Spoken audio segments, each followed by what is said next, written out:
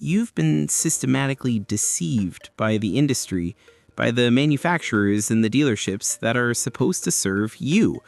That fundamental failure of honesty is precisely why the majority of cars crumble before they ever see 100,000 miles. Today, I'm handing you 10 pieces of unfiltered, shop-tested wisdom that will propel your vehicle past the 300,000-mile landmark. Pay close attention to the final trick. It takes literally 1 second to execute, but will save you an easy $5,000 in major repairs. Let's get started. Rule number 10, dump the junk, respect the payload. Your SUV is not a dump truck, and every extra 100 pounds you carry applies the stress of 1,000 pounds during any aggressive braking event. My shop has replaced sagging springs, blown shocks, and bent control arms on vehicles never designed to handle the sheer volume of junk people cram into them. Shocks blown, tires scalloped, and alignment completely ruined. That free job cost him $1,400 in suspension repairs plus new tires. Check your gross vehicle weight rating. It's on your door jamb. Subtract the curb weight, and that is your actual usable payload capacity. Remember, every passenger counts. 4 average adults plus luggage likely means you've already maxed out or exceeded the limit. Want your suspension to last? Travel light. Don't carry what you don't need. Overloading doesn't just ruin ride quality, it structurally destroys your car from the wheels up. And when your suspension starts groaning under all that excess weight, do not ignore it. That brings us to the next critical trick. Rule number 9, take weird sounds seriously.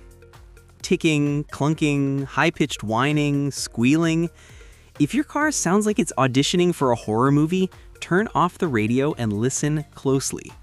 That noise is a critical, desperate warning. Every strange sound is your car literally pleading for assistance moments before something fails completely. A faint clunk was a bad CV joint that eventually snapped and took the axle with it. One customer ignored a persistent ticking for months. It turned out to be low oil starving the lifters. He learned the hard way with a full engine teardown and rebuild. The simple strategy? Isolate the sound. Where is it coming from? When does it happen? Cold, hot, speed, bumps? Then get it checked immediately. Early fixes are cheap. Ignored noises will absolutely wreck your vehicle. Rule number 8, stop resting your foot on the clutch. Manuals only.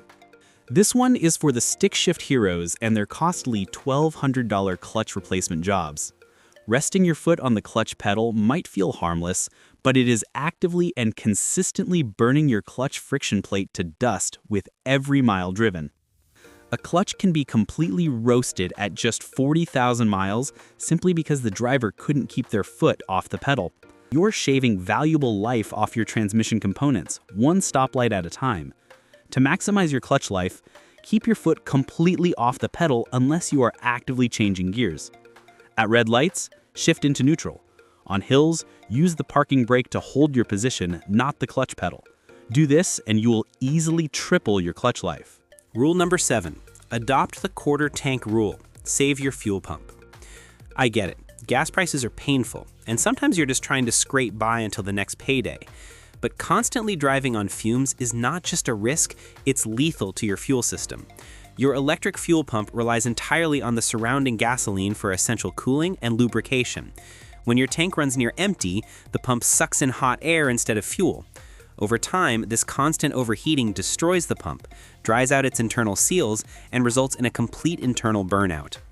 That debris is then sucked into the main filter and the fuel injectors, which leads to rough idling, poor acceleration, and eventual engine damage. Can't fill it up? That's fine, but commit to keeping the tank at least 1/4 full at all times. It's not just about convenience, it's about keeping a critical component alive. Rule number 6, upgrade to quality spark plugs. Spark plugs are cheap, engines are not. I have pulled plugs so severely worn that they were barely producing a spark. The electrodes were eroded down to unusable stubs. This damage leads to burnt ignition coils, risk of melted pistons, and destructive combustion detonation. I once tore down a 2.5-liter Ultima engine that had failed because the spark plugs had reached their 40,000-mile service life. The owner mistakenly assumed the 100K mile Iridiums were install and forget. They weren't. Yes, Iridium plugs can last 100,000 miles, but that's under laboratory-perfect conditions. In the real world, start checking them around 60,000 miles, especially on modern direct injection engines where carbon fouling happens quickly. Want a durable engine? Stick with quality OEM suppliers.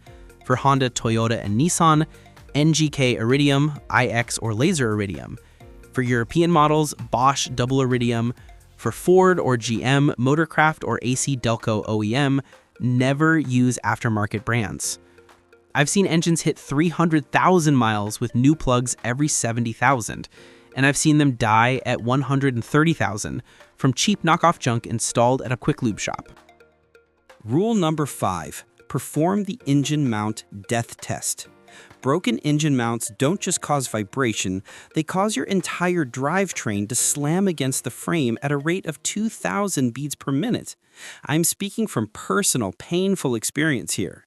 I ignored a subtle thumb for weeks, thinking it was just a loose exhaust heat shield. Wrong.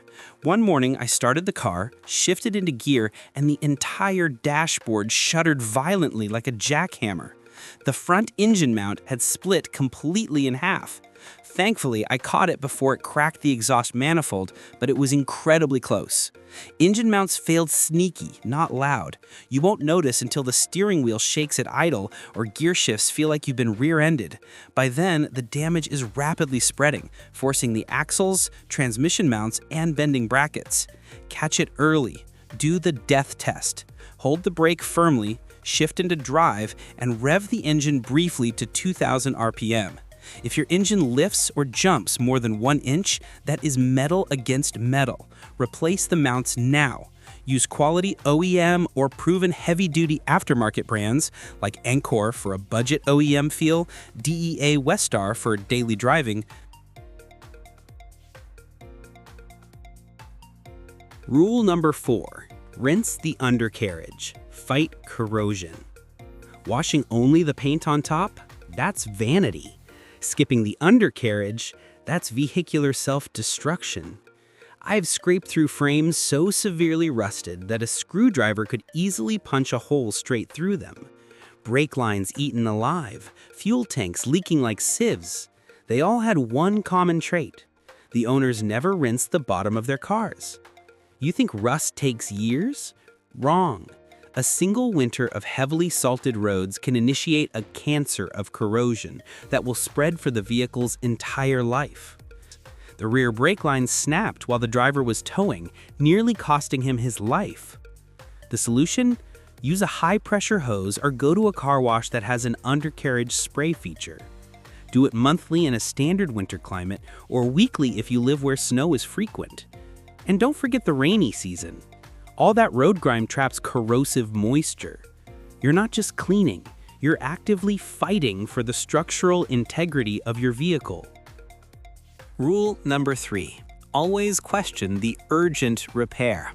You walk into a dealership for a simple oil change. You walk out with a $1,480 estimate and a full-blown panic attack.